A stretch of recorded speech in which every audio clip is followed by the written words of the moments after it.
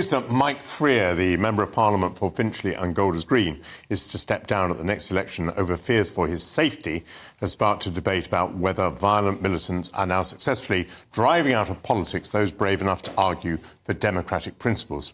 Freer, who's openly gay and has asserted his support for Israel, faced numerous threats, including from a group calling itself Muslims Against Crusades. His office was set ablaze on Christmas Eve. His constituency team wears stab vests after it emerged that the murderer of Member of Parliament Sir David Amess, Ali Harbi Ali, had previously reconnoitred Mike Freer's North London headquarters.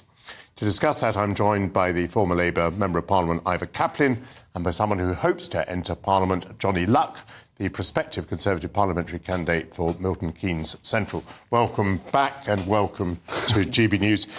Johnny, is it on your mind, as you seek election, that you might be the subject of an attack, that you might be the victim of violence? Well, firstly, I'm very sad to see Mike step down.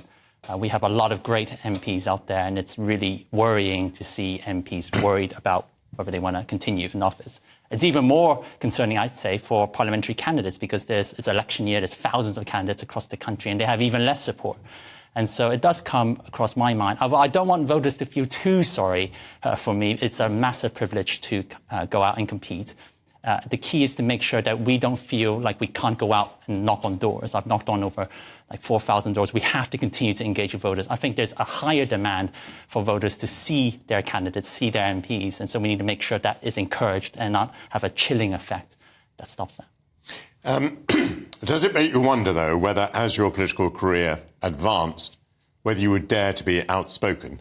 I mean, if I may say it, you know, I hope that at the moment you're in a relatively safe position. But one day, when you are a household name and when you're associated with certain points of view, then I put it to you that you might be in danger. Is that on your mind now? I try not to put it in my mind. There are moments even now where I knock. If you're knocking on enough doors, you'll find some individuals who are maybe a little bit hostile, a little bit nasty. And I think it's about providing that kind of guidance. But to be honest, I don't have enough time or bandwidth to think about the fears. I have to keep going because I don't want anyone to defeat us in that sense. I think it's a fundamental part of our democracy to make sure that we keep going out and keep knocking. And the vast majority of voters are very positive and are actually excited and delighted when there is a candidate on their doorstep. And I encourage that. However, we need some guidance to make sure that there is some kind of guidelines on how to go out. You know, if you're out in the dark on your own, maybe there needs to be some way of making sure that you have loved ones who know where you're going, making sure that maybe you have a good relationship with the local police service or even with council authorities, making sure that all candidates have a level playing field in terms of support. We have more support in the Conservative Party, but we need to have that for everybody. Ivor Caplin, I would put it to you that I think there's a danger of representing this as though it were a new issue, which it certainly is not. Correct. I came into Parliament because my predecessor, Tony Berry, was murdered in the Brighton bomb. My parliamentary private secretary was David Amess. I was a very good friend of Ian Gow. I did not know Jo Cox, but Jo Cox nonetheless was murdered for doing her constituency duties, not for any other reason. So I put it to you that for some time now, it has been known that if you want to be a Member of Parliament, actually you have to be brave. Michael, I'm in the category of people today who think there's been too much talking, particularly since 2016, but we could go further back to Ian Gow, of course, just over the way from my old constituency. And we could then say, what are we going to do about it again and again and again? And I think that the House of Commons and the main political parties need to understand that in this next year, we need to sort this out. I personally think that all 650 members of Parliament should have the benefit of security. I know that sounds very American. I know it sounds that people will say, well, that's not the way it works. But for both of us, we have experienced security when we've been out and about in our ministerial capacities. And what I think needs to happen now is that the House itself should set up a situation where all members of Parliament are given some level of security, because this can't go on, and it will go on if we're not careful. That is a very expensive proposal. Correct. And I would also be quite sceptical about how effective it would be. For example, I remember being with Ari Neve a few days before he was killed. He was accompanied by a young police officer.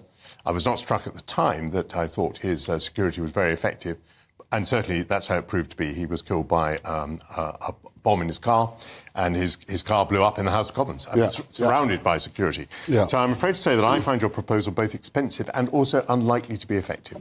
Well, I understand why anyone would say that, you in particular, Michael. That's absolutely fine. I just think that over these last few years, we've seen far too much just talking about it. There's been no real activity from the House of Commons authorities or from the main political parties, including my own, that actually set out what this security needs to be. That's what I'm saying needs to happen. There's no way that we could have...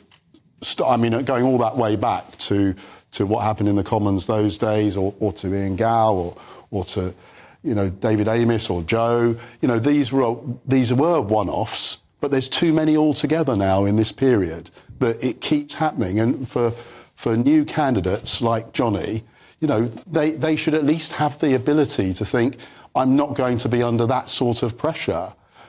Irrespective. Mike Freer was a very good MP, someone I've known pretty well. He's, he like myself, is Jewish and very supportive of the Jewish community, as well as being openly gay. And what's the problem? There was no problem, and he should never have been put through what has happened in the last 3 or 4 months by people there. Johnny, as you can see, what I'm arguing is that I don't think there is a fix to this problem. I don't think we're going to be able to conjure up the security forces who are going to solve this for us. And I think I'm just saying, isn't it really the case that amongst the many qualities, and I mean this seriously, that you need to step forward to be a Member of Parliament, one of them is going to be physical courage? Yes, you do have to have a very thick skin. You have to have the physical and mental endurance. But just pick up on security, and I guess what I'm really interested in is what are the solutions, right? So one, of course, is security. But the other is to try and reduce the overall temperature in the political debate. Now, there's a very small percentage within that crowd of voters who are potentially dangerous, right? So obviously there's laws against intimidation and against crime already. But that's one side. But there's a much wider population of voters or residents who, frankly, are very angry, potentially angry at MPs.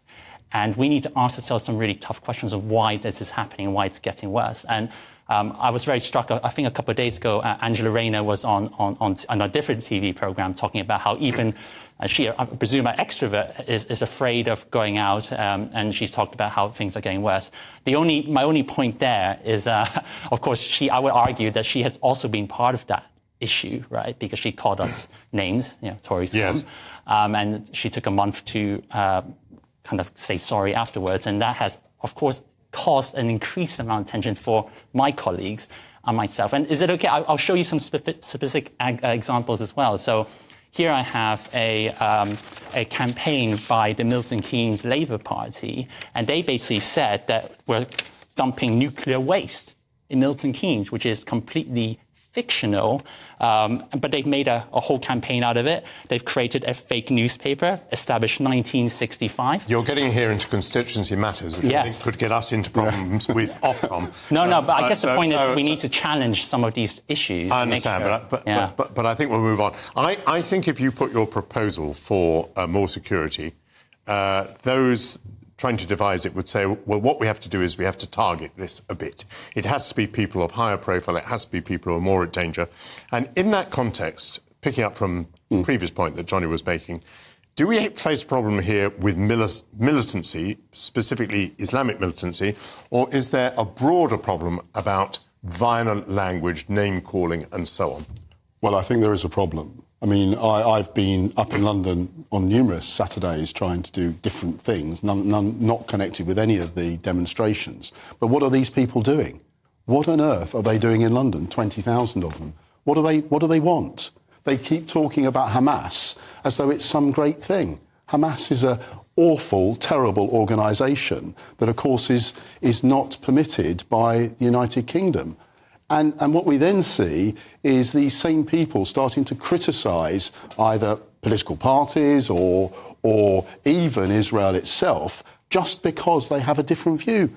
This is absolutely madness. And it's not healthy for the United Kingdom. And I think it's that kind of level. I think that's where Johnny was going without his bit of paper. But I think that what actually he's saying is, look, there are things that happen that are just not the right thing to say or do. And that's what we've been seeing since October the 7th as well. Yeah, I guess the point is I want to encourage positive in campaigning. Yeah. And that there's a tendency to be very negative because you see it on social media and it kind of transfers into the real world. Very good. We will remember you for your positivity today. Thank you very much, Ivor Caplin and Johnny Luck. And may I say seriously, best wishes to both of you.